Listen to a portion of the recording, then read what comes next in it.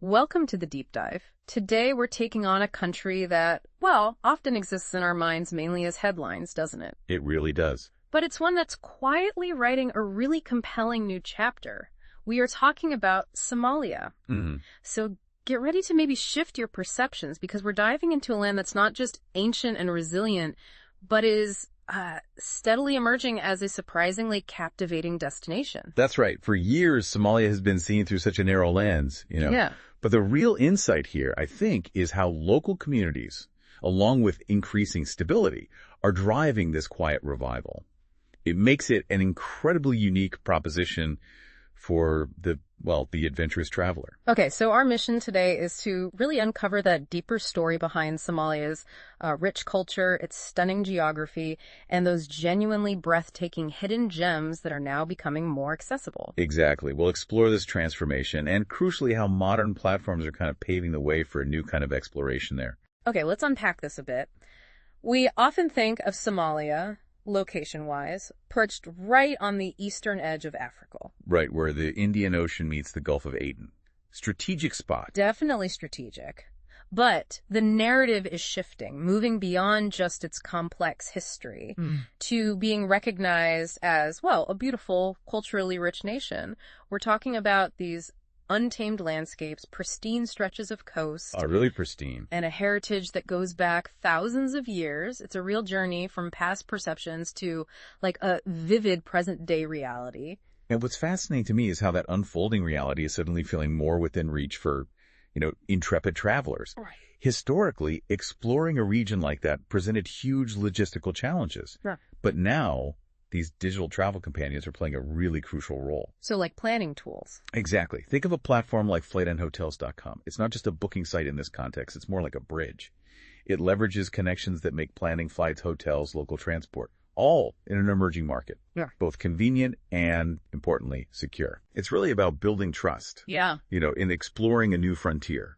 So if you're the kind of traveler who really thrives on discovery, what does this new accessibility actually mean for your journey? Well, it means a chance to step into this living tapestry of history and culture. Because Somalia's roots run incredibly deep, don't they? Back to ancient trade routes. Oh, absolutely. Roots connecting Africa with Arabia, Persia, even India. Yeah. It wasn't just goods moving back and forth. It was ideas, culture. The ancient Egyptians even knew it as the land of Punt, right? This legendary source of, myrrh, frankincense. Gold, spices. Yeah.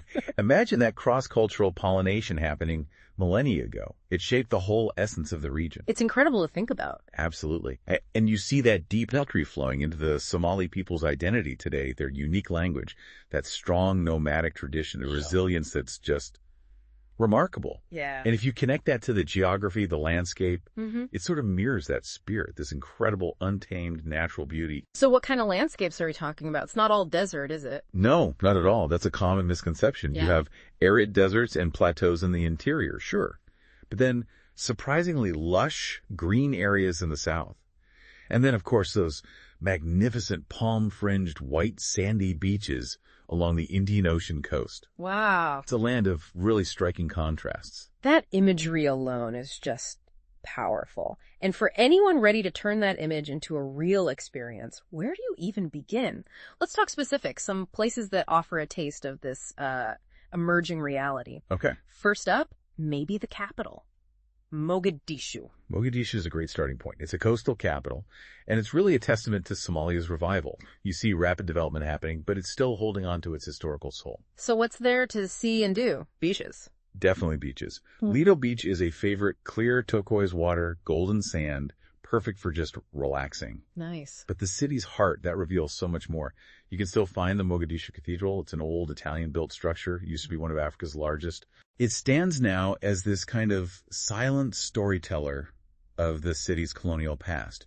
It's a poignant contrast to the vibrant energy today. And for getting a feel for daily life. For that, you absolutely have to venture into Bakara Market. Oh, it's yeah. just a sensory explosion, a really vibrant hub where you can dive deep into the rhythm of daily Somali life.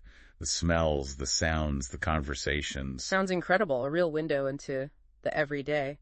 But what about something taking us further back in time? For the history buffs. Right, okay. For that, it gets really interesting. Laas Geel. Laas Geel, where is that? It's located near Hargeisa in Somaliland. And this site is widely considered one of Africa's most significant archaeological treasures. Seriously. Oh, what is it exactly? It's a complex of caves, right? And they're adorned with these rock paintings, estimated to be over 5,000 years old. 5,000? Yeah.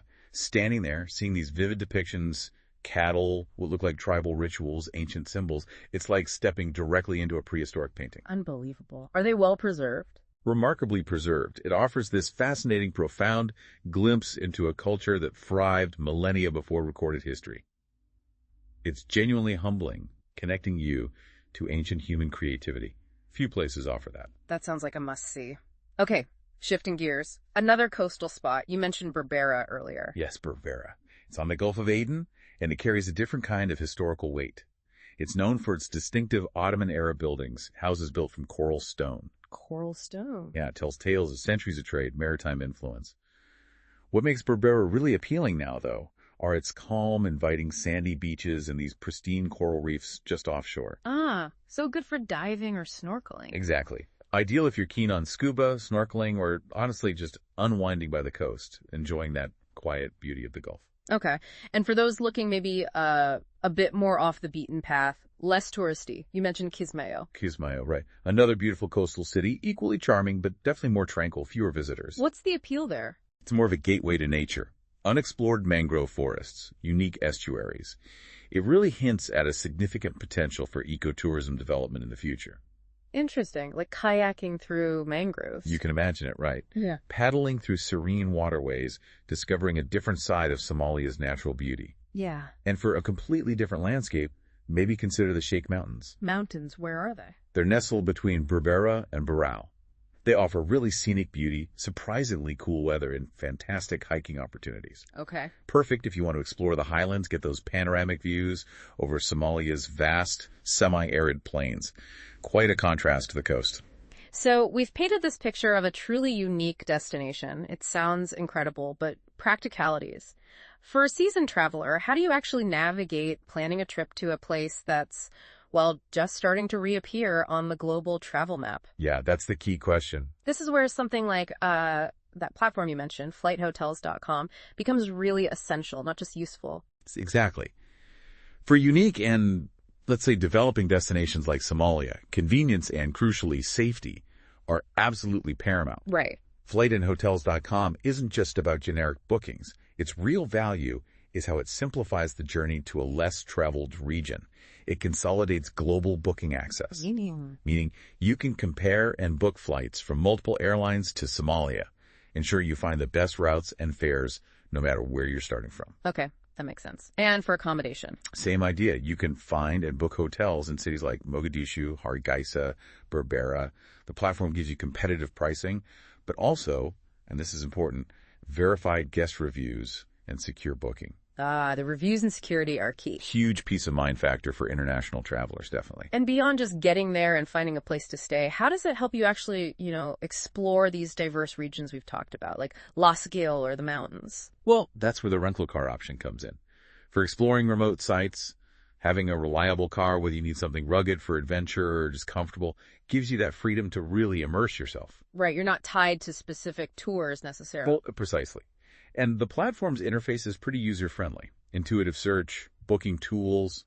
You can filter options by price, amenities, location. Lets you tailor your trip exactly how you want it.